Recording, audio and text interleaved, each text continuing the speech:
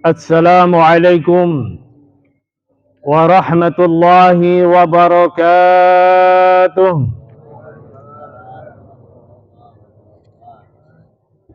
Allahu Akbar, Allahu Akbar, Allahu Akbar.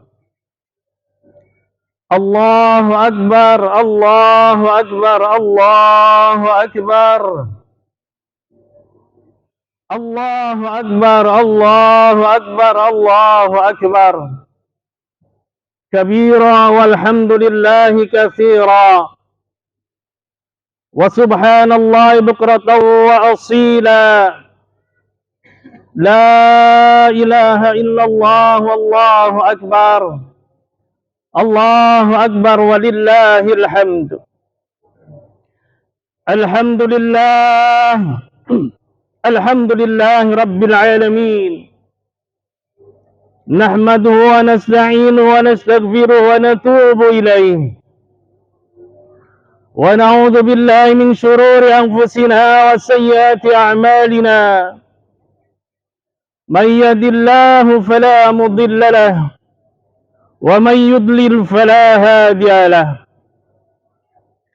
Ashhadu an la ilaha illallah wahdahu la syarika lahu wa ashhadu anna sayyidana Muhammadan abduhu wa rasuluhu la nabiyya ba'dah. Allahumma salli wa sallim wa barik ala nabiyyina al-karim sayyidina wa maulana Muhammadin wa ala alihi wa ashabihi wa man tabi'ahu ila yaumiddin. Amma ba'd, fa ya ibadallah, usikum wa iyaya bitaqwallah wa ta'atihi la'allakum tuflihun. Kama qala Allah ta'ala fil Qur'anil Karim, يا أيها الذين آمنوا اتقوا الله حق تقاته ولا تموتن إلا وأنتم مسلمون. صدق الله العظيم. الله أكبر، الله أكبر، الله أكبر ولله الحمد. معاشر المسلمين والمسلمات rahimakumullah. Kembali kita sama-sama panjatkan puja dan puji syukur kehadrat Allah Subhanahu wa taala yang telah begitu banyak memberikan karunia kenikmatan kepada kita semua sehingga kita tidak mampu menghitungnya satu persatu. Karena itu keharusan kita adalah memanfaatkan segala kenikmatan dari Allah Subhanahu wa taala untuk mengabdi kepadanya sebagai wujud dari rasa syukur kita kepada Allah Subhanahu wa taala. Salawat teriring salam kita sampaikan kepada baginda Nabi besar Muhammad sallallahu alaihi wasallam. Berikut kepada para keluarganya, para sahabatnya, para pengikutnya, dan para penerus risalahnya yang terus berjuang untuk tegaknya nilai-nilai Islam di muka bumi ini hingga hari kiamat nanti. Saudara, takbir, tahlil, dan tahmid kembali menggema di berbagai pelosok penjuru muka bumi ini, sekaligus menyertai saudara-saudara kita yang datang menunaikan panggilan agung ke tanah suci guna menunaikan ibadah haji rukun Islam yang kelima. Bersamaan dengan ibadah mereka di sana, di sini kita pun melaksanakan ibadah yang terkait dengan ibadah haji, yaitu puasa Arafah, kemudian pemotongan hewan kurban setelah sholat Idul Adha, takbir, tahlil dan tahmid selama hari tasyrik juga kita gemakkan di tempat kita masing-masing, di masjid, di musola yang terdekat dengan kita.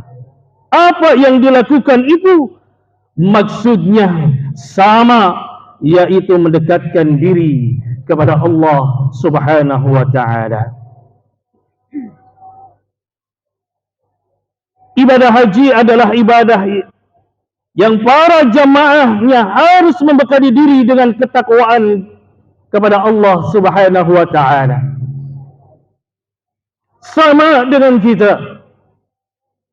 Oleh karenanya, dari mimbar yang mulia ini Al-Fakir selaku khatib menghimbau, mengajak dan berwasiat kepada diri Al-Fakir, umumnya kepada jamaah sekalian, mari kita sama-sama berupaya dan berusaha semaksimal mungkin untuk terus meningkatkan keimanan dan ketakwaan kita kepada Allah Subhanahu wa ta'ala dengan cara melaksanakan perintah-perintahnya dan menjauhkan seluruh apa yang dilarang oleh Allah Subhanahu wa ta'ala.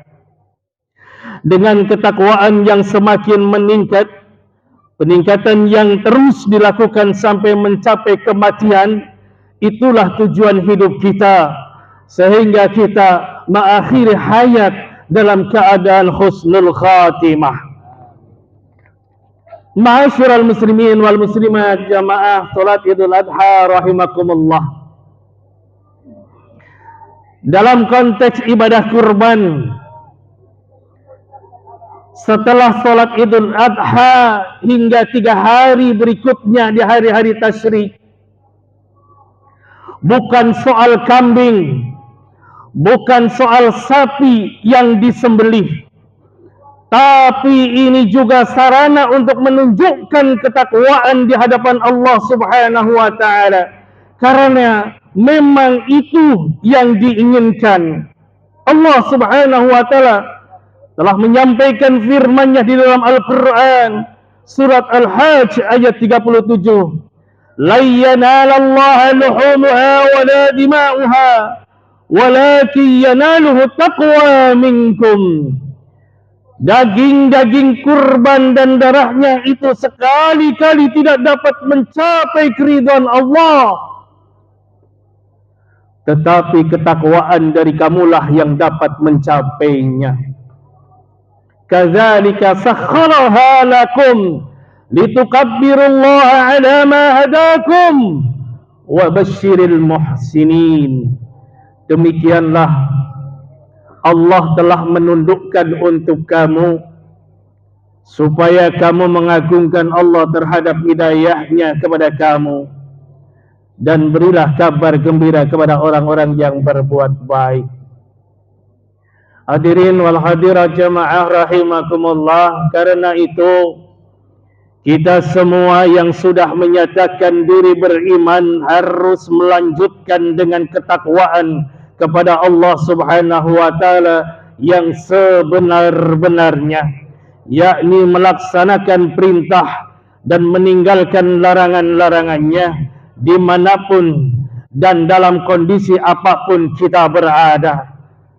Allah Subhanahu wa ta'ala menghimbau dan sekaligus menegaskan kepada orang-orang yang beriman dengan firman-Nya, Ya ayyuhalladzina amanu taqullaha haqqa tuqatih. Wahai orang-orang yang beriman, bertakwalah kamu kepada Allah dengan sebenar-benarnya bertakwa.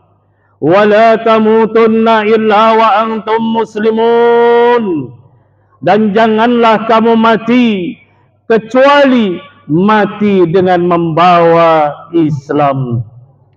Hadirin jamaah rahimakumullah, diceritakan dari sahabat Sa'id bin Jabir sebagaimana diriwayatkan oleh Ibnu Abi Hatim bahwa setelah turun ayat tersebut, para sahabat dan umat Islam pada saat itu merasa cemas bila tidak termasuk orang yang sebenar-benarnya takwa.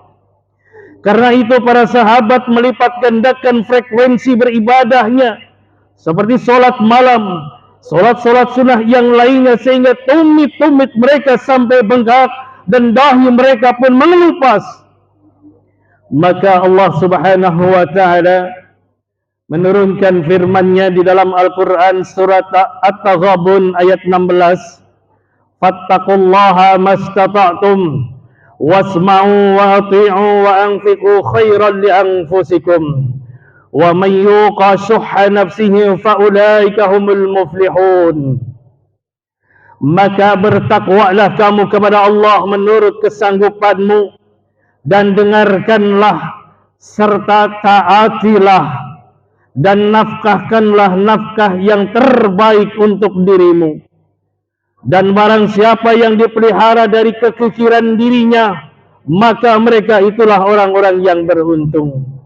Jamaah rahimakumullah, dari ayat ini kita dapat mengambil kesimpulan bahwa setidaknya ada 3 langkah yang harus kita lakukan agar takwa kita bisa semakin optimal, sekuat tenaga atau sebisa mungkin.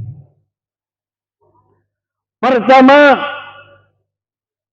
perintah Allah adalah wasma'u. Orang yang bertakwa mesti harus mau mendengar, yakni mendengar ayat-ayat Allah Subhanahu wa taala, yakni mau mendengar nasihat-nasihat dari para ulama dan dari para guru-guru kita, serta mau mendengar pesan-pesan dakwah. Mendengar itu sangat penting agar jelas persoalan yang harus dipahami dan supaya terhindar dari keraguan. Bisa jadi banyak orang yang tidak mau mendengar, mungkin karena kesehatan pendengarannya terbatas. Bisa jadi dia sehat pendengarannya, tetapi dengan egonya, dengan kecongkakan dan kesombongannya, dia tidak mau lagi mendengar nasihat dan pesan-pesan dakwah. Bisa jadi mereka tidak mau mendengar secara serius karena ngobrol dengan teman di sampingnya ketika ada dakwah disampaikan, ketika ada ceramah disampaikan. Saudara, bisa jadi kita tidak mendengar karena mungkin tertidur pulas, berbicara dengan sesama saat khutbah berlangsung hingga tidak konsentrasi dalam mendengarkan urian. Allah Subhanahu wa taala telah menganugerahkan kepada kita 2 telinga untuk mendengar.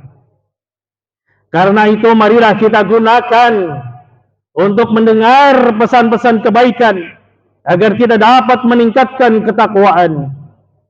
Perbincangan politik mau kita dengar berlama-lama. Pembicaraan lawakan-lawakan mau kita dengar secara utuh. Apalagi lagu dan musik yang sering kita dengarkan.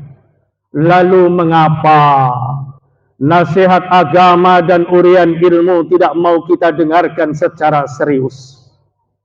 Karena itu pendengaran akan dimintai pertanggungjawabannya di hadapan Allah Subhanahu wa taala.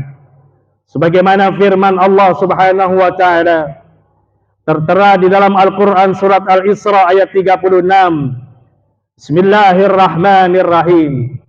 ولا تقف ما ليس لك به علم إن السمع والبصر والفؤاد كل أولئك كان عنه مسؤولا. Dan janganlah kamu mengikuti apa yang kamu tidak mempunyai pengetahuan tentangnya.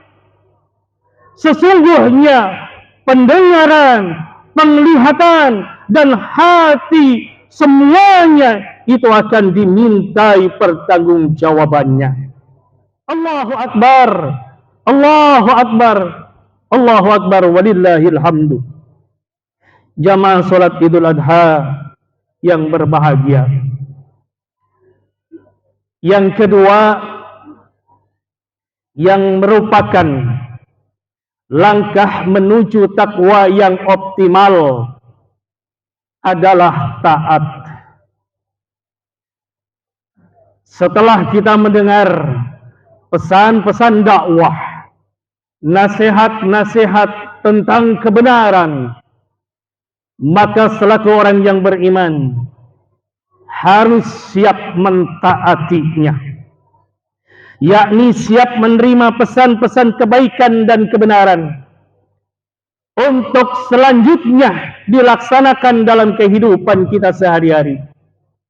Karena itu, seorang muslim yang sejati sesudah mendengar pesan-pesan kebaikan, ia pasti mentaatinya dalam kehidupan ini. Sebaliknya, orang yang durhaka, yaitu sesudah mendengar kebaikan, ia membantah dan tidak mau mentaati, bahkan mereka menentangnya. Sekali lagi, orang yang bertakwa sesudah mendengar ia mentaatinya. Inilah yang membuatnya memperoleh keberuntungan hidup di dunia maupun kelak di akhirat. Sebagaimana firman Allah Subhanahu wa taala, "Innama qala al-mu'minina idza du'u ila Allah wa rasulih liyahkuma bainahum ay yaqulu sami'na wa ata'na wa ulaika humul muflihun." Sesungguhnya jawaban orang-orang yang beriman bila mereka dipanggil kepada Allah dan Rasul-Nya agar Rasul menghukum di antara mereka, yang mereka ucapkan adalah sami'na wa ata'na, kami mendengar dan kami mentaatinya. Kalau ungkapan orang yang beriman demikian, Allah nyatakan wa ulaika humul muflihun, itulah orang-orang yang beruntung, yang mendapatkan kebahagiaan dunia dan akhirat. Saudara, nilai-nilai kebaikan dan kebenaran seharusnya menjadi karakter pribadi kita. Nabi Ibrahim dan keluarganya adalah contoh sosok ketaatan yang luar biasa. Ini membuat ketaatan ditunjukkan tanpa proses, tanpa berpikir panjang, apalagi protes kepada yang memberi perintah. Meskipun ada beban atau resiko besar di balik itu. Allah Subhanahu wa taala menjelaskan di dalam Al-Quran surat Al-Baqarah ayat 131. "Idh qala lahu rabbuhu aslim, qala aslamtu li rabbil alamin." Ketika Tuhannya berfirman kepada Nabi Ibrahim, "Tunduk patuhlah kamu." Ibrahim menjawab, "Aku tunduk patuh kepada Tuhan semesta alam." Hadirin jamaah rahimakumullah, saudara-saudaraku kaum muslimin wal muslimat yang dimuliakan Allah. Kemudian langkah yang ketiga menuju takwa yang optimal adalah berinfak. Ini merupakan salah satu ciri orang yang bertakwa, yakni menginfakkan harta pada saat sempit atau kekurangan, maupun saat lapang atau berkecukupan, apalagi saat berlebih. Alladzina yu'minuna bil ghaibi wa yuqimuna as-salata wa mimma razaqnahum yunfiqun. Salah satu ciri orang yang bertakwa adalah dia mampu dan mau menginfakkan sebagian harta yang ia miliki. Saudara, pada dasarnya Kalau kita berinfak, kepentingannya bukan buat siapa-siapa, akan tetapi kepentingan dan manfaatnya adalah buat kita sendiri. Karena citra diri kita menjadi mulia dan terhormat, serta memperoleh nilai pahala yang besar dari sisi Allah Subhanahu wa Ta'ala. Orang menginfakkan atau membelanjakan hartanya bisa dilakukan manusia di jalan yang baik atau di jalan yang buruk. Karena itu, untuk kemaksiatan dan segala yang tidak baik, orang mengeluarkan dan menggunakan hartanya. Kalau untuk maksiat saja orang mau mengeluarkan hartanya, mengapa untuk kebaikan, untuk ketaatan, untuk ketakwaan kita tidak mau mengeluarkan harta, masih pikir-pikir ketika ada perintah itu. Saudara, di hadapan kita, di dekat rumah kita, terbentang luas kapling-kapling akhirat. Banyak masjid-masjid yang sedang renovasi, membutuhkan biaya sangat besar, dan Allah telah membukakan pintu kesempatan untuk kita mengambil bagian kapling akhirat, di mana ketika kita menginfakkan hartanya di jalan Allah untuk pembangunan masjid, pembangunan musala, itulah hakikat harta kekayaan kita. Jangan salah kita menginvestasikan harta kita. Kalau harta kita diinvestasikan di dunia saja, di bank-bank konvensional, hanya digunakan untuk kepentingan duniawi saja, setelah kita meninggal dunia, maka harta itu adalah milik orang lain. Pahala kebaikannya tidak mungkin akan kita bawa sampai akhirat. Akan tetapi ketika harta kita dibelanjakan di jalan Allah, disumbangkan ke masjid yang sedang membangun, yang butuh biaya besar, itulah kapling kita yang kelak akan kita jumpai dan mendapatkan bagian dari Allah di surga. Maka ada 4 keuntungan yang diraih orang-orang yang mau membangun masjid. Yang pertama, dia akan dibangunkan rumah megah di surga. Man bana masjidan, banallahu baitan fil jannah. Barang siapa yang mau membangun masjid, maka dia akan dibangunkan istana yang megah di surga. Saudara, kita ikut serta membangun masjid, tentunya sekemampuan kita, bukan sekemauan kita. Ketika kita mampu memberikan dan membangun masjid hanya sebesar sangkar burung, maka itu pun akan diperhitungkan oleh Allah Subhanahu wa Ta'ala. Pahalanya yang akan dilipat gandakan oleh Allah Subhanahu wa Ta'ala. Seberapa pun itu, ketika kita menginfakkan harta untuk membangun masjid 1 juta, maka dipastikan Allah akan melipatkan 700 kali lipat. Berarti kita punya investasi di akhirat sebesar 700 juta rupiah. Seperti apa ketika kita menginfakkan 10 juta, ketika itu digunakan untuk pembangunan rumah kita di dunia. Subhanallah, itu adalah bagian kemurahan dan rahman rahimnya Allah yang diberikan hambanya. Keutamaan yang kedua, bagi orang yang membangun masjid akan digolongkan dan dimasukkan dalam golongan orang-orang yang beriman. Innama ya'muru masajidallah man amana billahi wal yaumil akhir.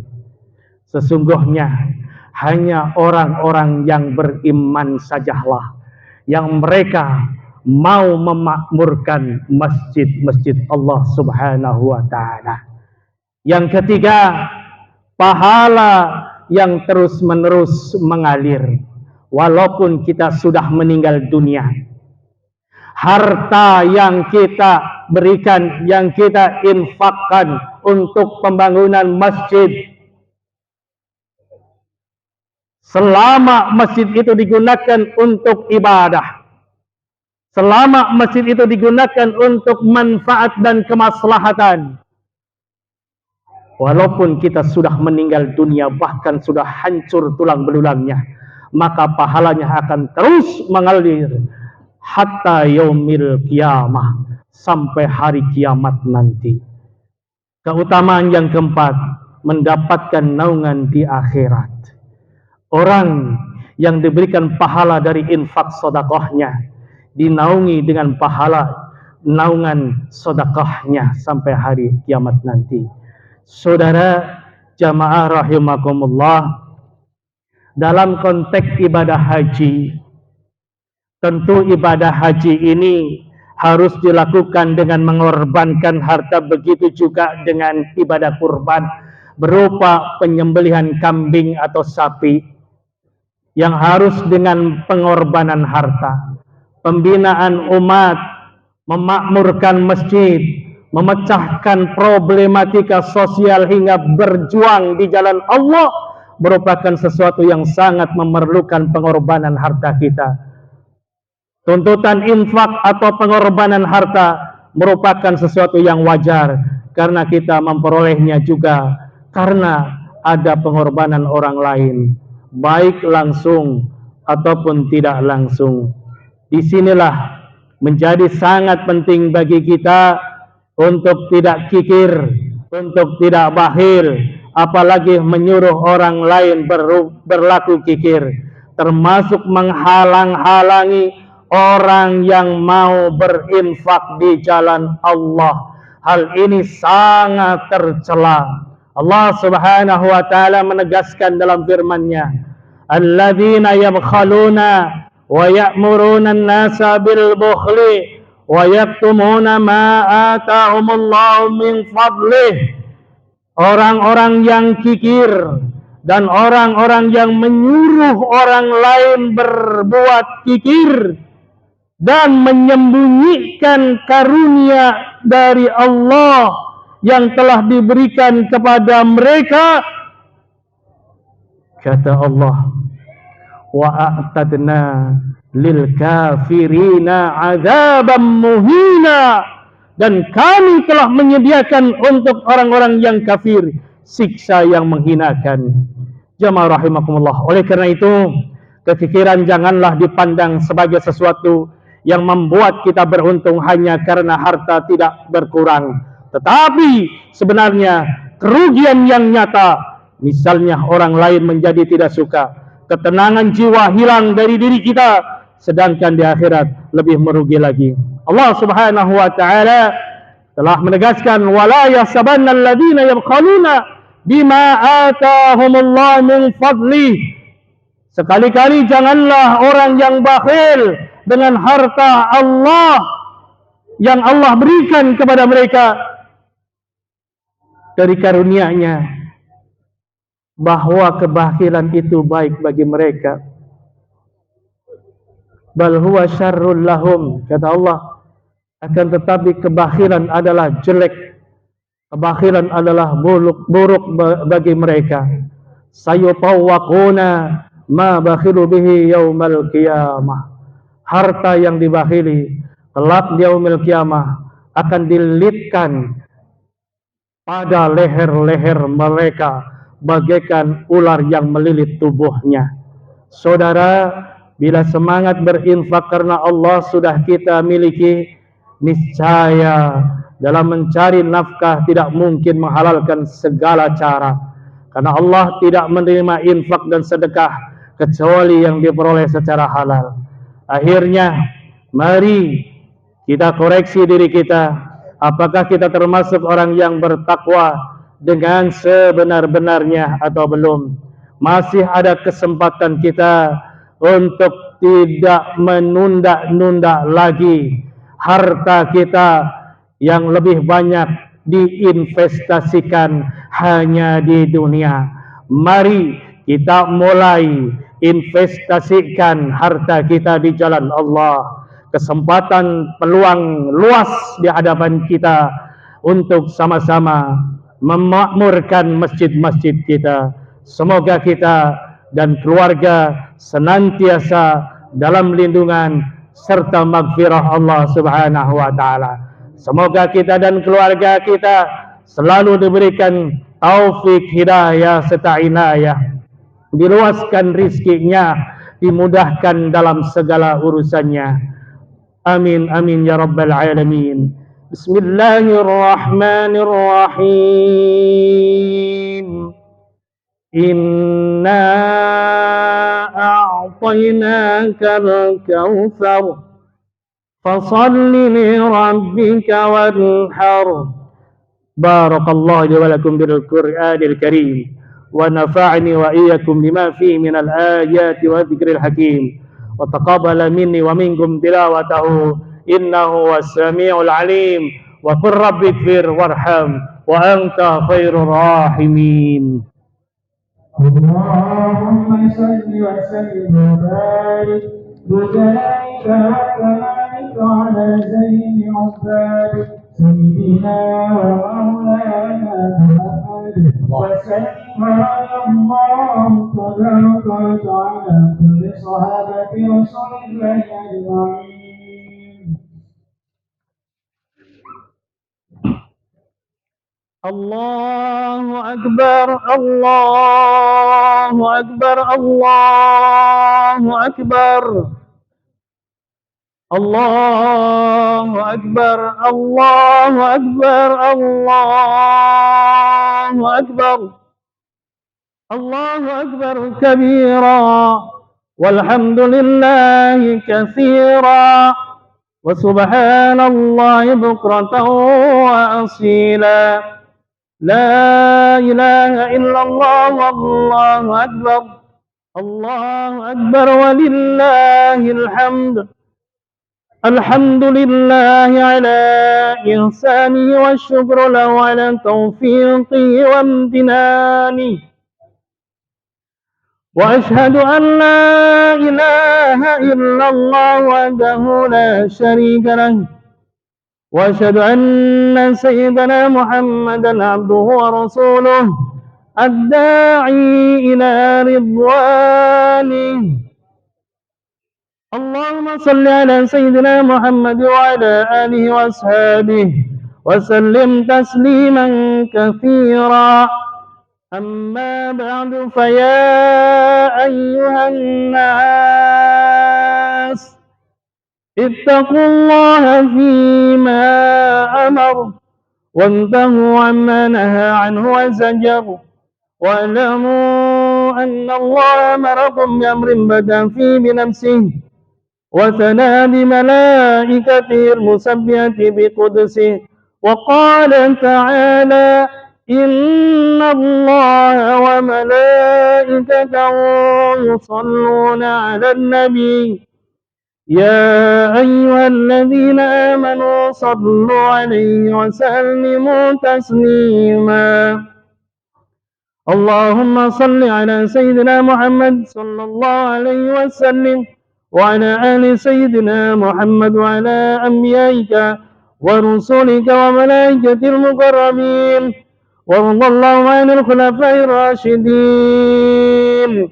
أبي بكر وعمر وعثمان وعلي وعن بقية الصحابة والتابعين والتابعين التابعين لهم بإحسان إلى يوم الدين وارض عنا معهم برحمتك يا أرحم الراحمين.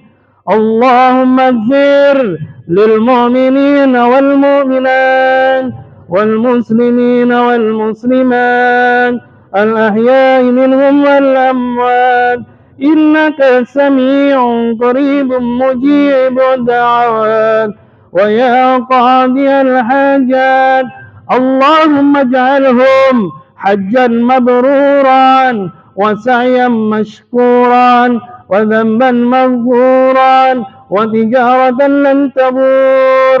اللهم انصرنا فإنك خير الناصرين، وافتح لنا فإنك خير الفاتحين، واغفر لنا فإنك خير الغافرين، وارحمنا فإنك خير الراحمين، وارزقنا فإنك خير الرازقين، واهدنا ونجنا من القوم الظالمين والكافرين. ربنا آتنا في الدنيا حسنة وفي الآخرة حسنة وقنا عذاب النار، والحمد لله رب العالمين. السلام عليكم ورحمة الله وبركاته.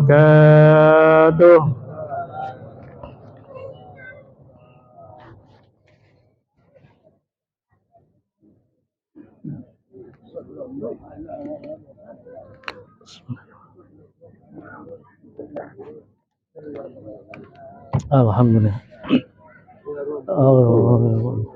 Maafin. Sallallahu ala Muhammad sallallahu alaihi wasallam. Sallallahu ala Muhammad ya Rabbi salli wa sallim. Sallallahu ala Muhammad sallallahu alaihi wasallam. Sallallahu ala Muhammad sallallahu alaihi wasallam. Sallallahu ala Muhammad ya Rabbi salli wa sallim. Allahumma salli wa barik alaihi. Maafin. Insyaallah. Maafin sampai.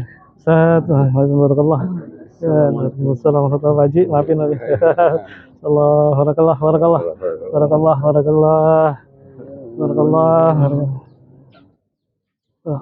barakallah haji sehat alhamdulillah.